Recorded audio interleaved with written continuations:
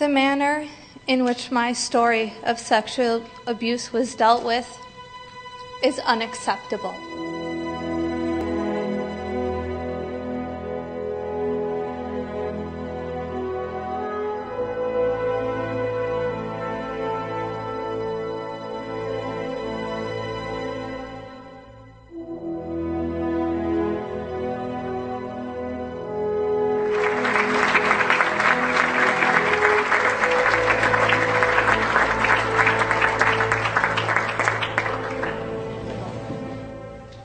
We cannot ignore sexual abuse within our communities. Young people who cry out and reach for help need to be helped. When I finally reached out 9.5 years ago, I was not helped. I was ignored. Here's a glimpse into my story and what happened to me when I reached out. As a child, I was always shy. I remember as a 4-year-old child being unable to tell people my name when I was asked. I grew up on Shlichus here in Santa Monica with my amazing parents and wonderful siblings. So people were always asking me my name, and I was always too shy to respond. My mother, being the incredibly kind mother that she is, always answered the question for me. Growing up on Shlichus in Santa Monica and seeing the amazing work that my parents have done for the Santa Monica community is a huge source of pride for me. Our shul was comprised of a beautiful community, full of people who came together week after week to connect to God and to share in each other's lives. I have very warm childhood memories of going to shul as the rabbi's daughter and connecting with the other Jewish people who lived in my neighborhood. I also have very fond childhood memories of visiting my grandparents' home who live here in LA.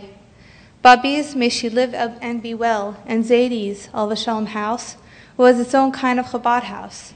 There were always people there, and people were always made to feel welcome there. My grandmother, Mrs. Frida Bistamski, who is a survivor of Auschwitz, knows that I am speaking here tonight, and she is extremely proud of me.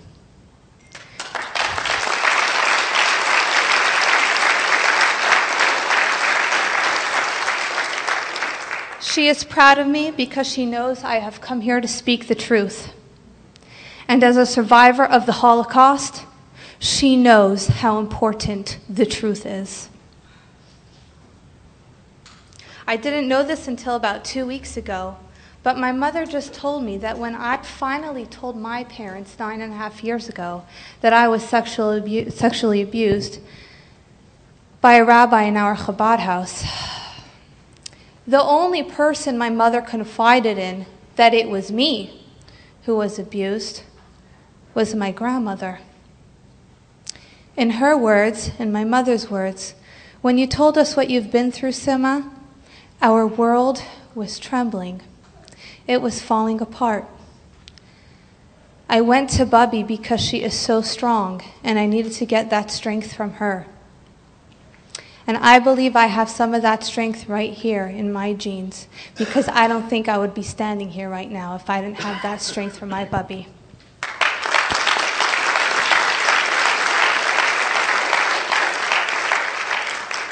When I was 14 years old, young, naive, innocent, and completely clueless about anything related to sexuality, a very sick, married man made his way into my life and destroyed every pure and innocent cell in my body.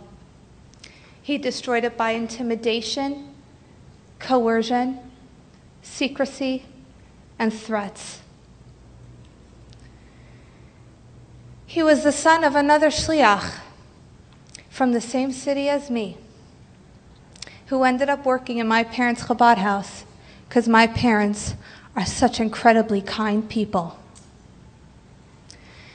This man was extremely charismatic and loved dearly by many members in our community.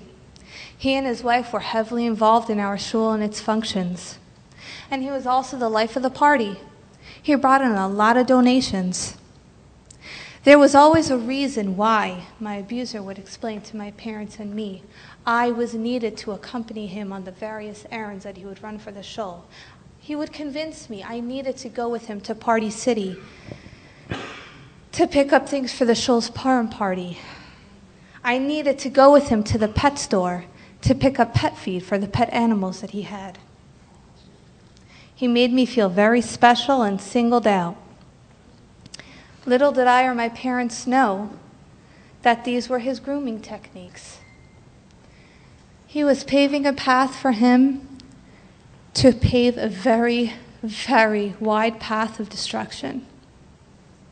He and I had this secret which terrified me, and he would tell me, he would scare me by telling me that if I tell anybody what he does to me, he will take his gun to his head and kill himself.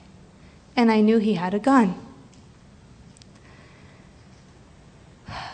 I was confused, scared, and eventually deep down I knew something was very wrong with what was going on. I just didn't know how I could put an end to it without my entire world caving in. How would I tell people that this charismatic rabbi was being sexual with me, a 14-year-old? Who would believe me? What would happen to the shul? What would happen to our wonderful, beautiful community? Nobody knew, and I was too scared to tell anyone. Around the same time, I began experiencing severe anxiety and panic attacks. I went to therapist after therapist. No one was able to pin down the reason why I was suffering so much, and I surely wasn't disclosing anything about the abuse. No one was able to figure it out. My attendance in school dropped significantly, and so did my grades. But nobody knew why. Nobody knew my secret. When I was 17, after finally confiding in a friend of mine, she gave me the courage to put an end to it. And I recently thanked her for that, because we've lost touch.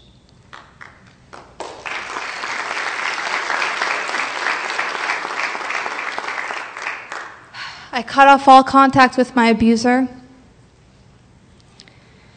I avoided going anywhere there was a chance that I might see him, and this meant avoiding going to many places. I didn't go to shul, I didn't go to community events. A couple months later, I went to Israel for seminary, and I was finally away from it all. I had this chance to just be me, and I learned that I grew a lot that year. The moment I returned home from seminary, and I realized that this dangerous man was still there, he didn't magically disappear, as I wished he would have. I mustered up every ounce of courage to get my parents into a room and tell them the most devastating news of their lives. Close your eyes and imagine for a moment what it might feel like when your own child tells you that the person that you hired to work for you molested them. I cannot imagine the pain that this brought my parents. But aside from my parents' pain, we as a family, as a shul, and as a community had a huge problem on our hands. We had a charismatic rabbi who I now reveal to be a serious danger. My parents really didn't know what to do. How would we tell our community that this man is a molester without compromising my anonymity, which was really important back then? My parents were told about a social worker who was at the time working at Aleinu Jewish Family Services at the Jewish Federation building on Wilshire Boulevard. I met with the social worker, Debbie, and I told her everything that had happened. She promised me and my parents that she would help us and would get rabbis from the Halachic Advisory Board involved. 4 Los Angeles rabbis were assigned to my case. Rabbi Yosef Schusterman of Chabad of North Beverly Hills, Rabbi Berish Goldenberg of Torah Semes here in LA for boys, Rabbi Gershon Bess, and Rabbi Avraham Union of the RCC. A hearing was scheduled to take place. Let me just pause here for a moment. You might be wondering, why didn't I go to the police and press charges? Well, I didn't go for many reasons, but I'll share a few with you. I was 18, unmarried, and terrified of the public finding out that I was sexually abused. Clearly, I've come a long way.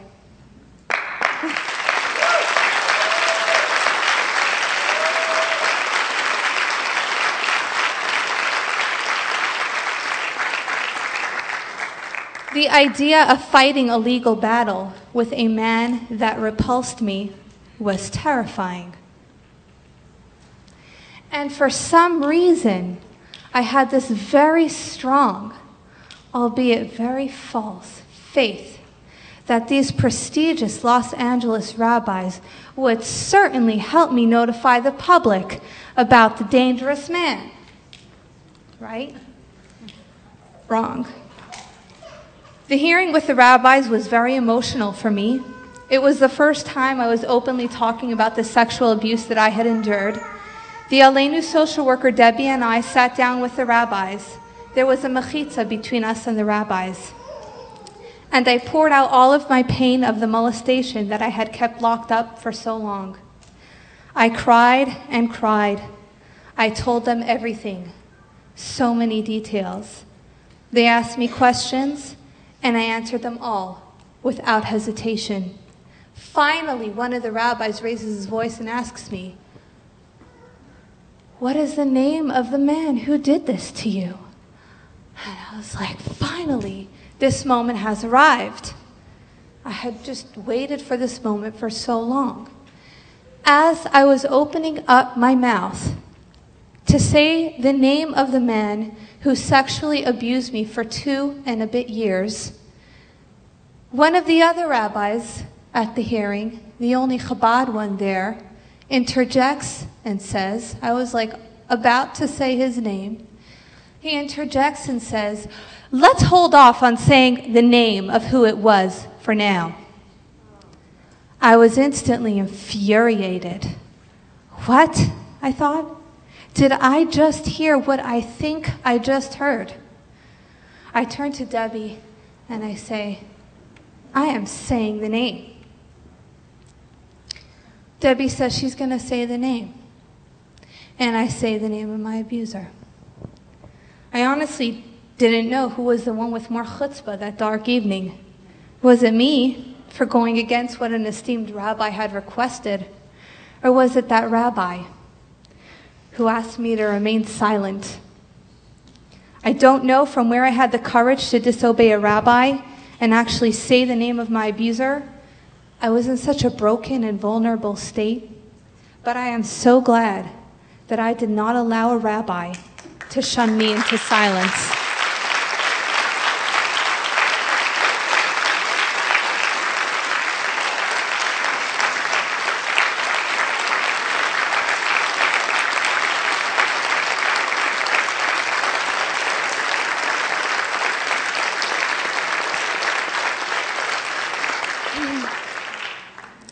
The rabbis then told my family that everything will be taken care of and that we should not mix in, that we should leave all matters of the story of my abuse to them. They will take care of everything. To make a very long story short, my family got absolutely no backing or support from the rabbis to show our community that the allegations were true. I was not offered any help or support personally. And until this day, not one of those rabbis has called me to ask me how I am doing. They simply sent me off that night with random blessings that I should heal and be well, that I should find my shidduch. I guess that one came true. At one point after the hearing, being that we are fellow shluchim, my parents had a private meeting with the Chabad rabbis that was at the hearing. They just needed to discuss the best way to deal with the issue. I mean, my parents weren't getting any support, and we had this huge community that was like about to fall apart. So we met with this Chabad rabbi because he's a prestigious rabbi, and we thought, hey, my parents thought he'll help us out. He told my parents that they had absolutely no moral, legal, ethical, or halachic reason to say anything about the abuse to anybody. Let me repeat that. An esteemed Chabad rabbi said to my parents that they have no moral, legal, ethical, or halachic reason to say anything about the abuse to anybody. He also told my parents numerous times to tell our community that this rabbi would be leaving for personal reasons and not to disclose the real reason as to why he was leaving. What I later learned is that my abuser was sent to therapy by the rabbis, and that one rabbi in particular took him under his wing to guide him. My abuser told everybody that he is resigning from his position at our shul and went on to live in a different community, becoming a serious danger to the people around him there. The community that he moved to was not informed and had no idea about any of this. The rabbis who knew about the abuse did not warn the community that he moved to about the dangerous man who just showed up in their town. If there's anyone in the world who supported me through this living hell, it was my parents. They began telling our beloved shul members the truth, that my abuser was indeed fired and had to go because serious allegations of sexual abuse had come to their attention. They told everyone the truth, that the rabbi molested girls. Yes, we found out it was not only me, and that he was fired from our shul. Now, they obviously couldn't disclose the details to people, such as the names of the victims, such as me. I didn't want people knowing. So my family got a whole variety of reactions from our community, some of which I'll share with you. Some families didn't believe my parents. Some families blamed my parents for it. Some families moved out of town without explanation. Some families boycotted our shul. And some families and individuals even went to the California Chabad headquarters to try and get my parents fired as Chabad shluchim. Meanwhile, as soon as my molester's family heard that my parents were telling people in our community that their son was fired from our shul because serious allegations of child sexual abuse had come to their attention, they called my parents liars.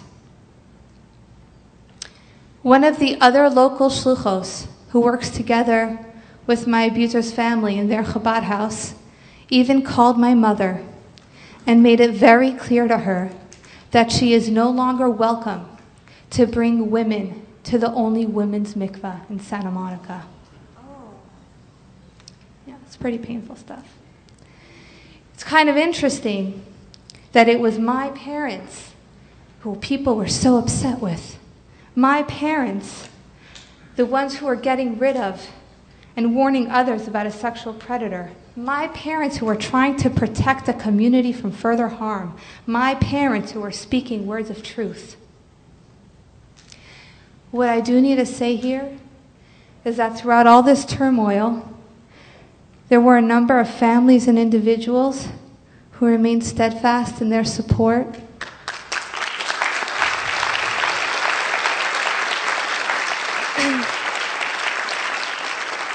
Who remained steadfast in their support of my family and our shul.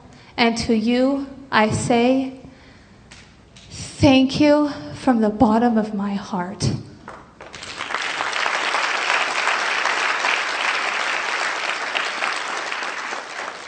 The negative reactions from the rabbis that I approached and from some people in my community are worse than the abuse itself.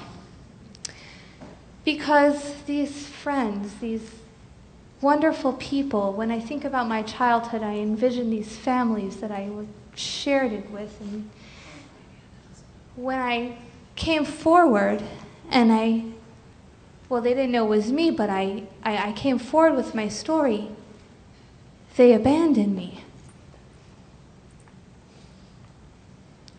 They dumped my parents, they dumped our shul, and my parents devoted their life to this. That really hurts, till today. Nowadays, when I experience pain, and when I find myself crying about what happened to me in my past, I don't cry because I was sexually abused. I cry because of the pain and the anguish that I have felt all these years, because the people of my childhood that I cherish the most were not there to support me. I cry because important rabbis did not listen to my cry. And I cry because I know that I stood up for the truth, and all I received in return, for the most part, was ambiguity and silence. And I just got some more of that silence tonight. So almost 10 years have passed since I came forward to the rabbis, and I simply refuse to remain silent for any longer. Don't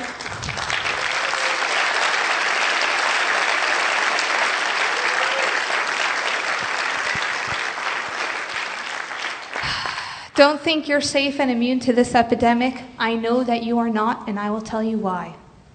After my abuser moved to another city, he opened up a new organization and a website offering a whole variety of rabbinic services, including tutoring, counseling, Shabbat dinners, holiday parties, among others, which provided him with the means to have access to children and teens. Basically, he recreated the perfect environment for himself to continue what he was doing previously before he left my community. And that's not surprising, because research has shown that abusers don't just abuse some people and then stop. Molesters have an illness. They continue to abuse. This behavior doesn't just stop. About 2 months ago, in the process of JCW exposing my abuser received a phone call from Mayor Seawald asking him about the allegations that have come up 9.5 years ago. Mayor asked him if he ever apologized to any of his victims or if he ever planned to. The conversation was short. He denied everything. Apparently, though, my abuser panicked and called one of the rabbis on my halachic advisory board, the rabbi at Torah Semes, the one who took him under his wing to guide him, who in turn called Mayor, extremely perturbed at the idea of JCW exposing my abuser. Shortly thereafter, my abuser's website was down for a short while, and when it was back up again, it was updated with the word adult strewn all over the place. You can check out the website for yourself, if it is still up by the end of tonight, and you will see that this rabbi seemingly only offers his services to adults. However, I learned that this is indeed not the case. A couple days after my abuser was exposed by JCW, I got a Facebook message from an old college friend of mine saying, "Hey, Sima, I remember you being part of the Santa Monica Chabad community. Do you know anything about what happened with so-and-so, my abuser? My husband is good friends with him, and we frequently go to their home. She has a young child." This young woman and her young family frequent a molester's home and have no clue about the danger that he is. This is the atrocity That abuse is able to continue and continue because they just move to another neighborhood and become a threat there all over again. We are so blessed as a global Jewish community to have an organization called Jewish Community Watch. If not for JCW, this young friend of mine and countless other people could have possibly never found out about how dangerous their friend really is. Her child could have been his next victim. How scary is that? This is why I feel so compelled to come here tonight and share my story with you. How are we going to protect our children? How are we going to get our community leaders and rabbis to recognize child sexual abuse as a serious, dangerous, life-threatening problem? If our rabbis don't take a stance against child sexual abuse within our communities, then who will? And to all the rabbis who protect abusers, including the rabbis on my halachic advisory board, shame on you.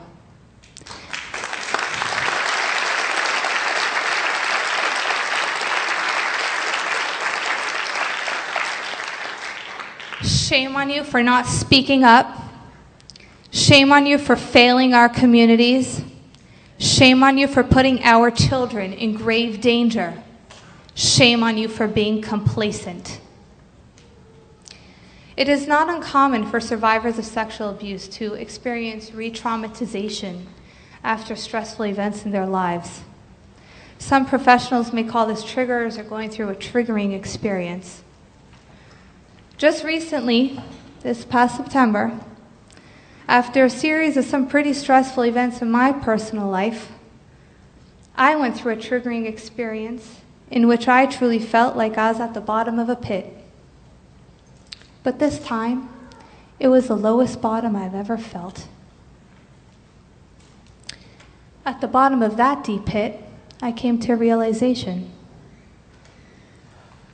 What I realized is that there's not a single person of flesh and blood that could really help me. What I realized down there was that only a higher power, only God, can really get me out of here. I've been on a soul-searching and renewing journey ever since. I've learned to listen to the peace of God that is inside of me, my neshama, my soul. Since the day that Mayor told me that there's going to be an event in Los Angeles, my soul would not stop. All I heard it say was, Sima, you've got to go. Sima, this will help save so many people. Sima, you can't enable more abuse to go on. Sima, you're doing it. And here I am.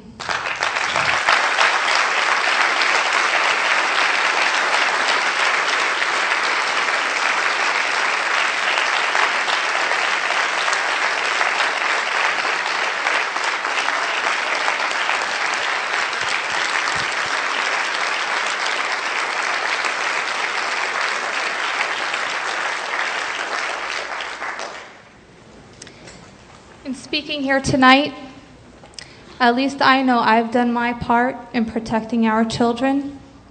I always told myself, I will not die with this story. People need to know the truth. People need to know what really happened. When a child reaches out for help, we must listen. We must believe them. Stories of sexual abuse cannot continue to be shoved under the rug. I don't want a single other young person to go through the living nightmare that I went through. And now that I've done my part, I turn to you. And I ask you, every single one of you sitting here, what are you going to do to protect our children? How are we going to get our community leaders and rabbis to take a strong stance against child sexual abuse within our Frum communities? Because this I can tell you with certainty. We have every moral, legal, ethical, and halachic obligation to do everything we can to address child sexual abuse within our Frum communities.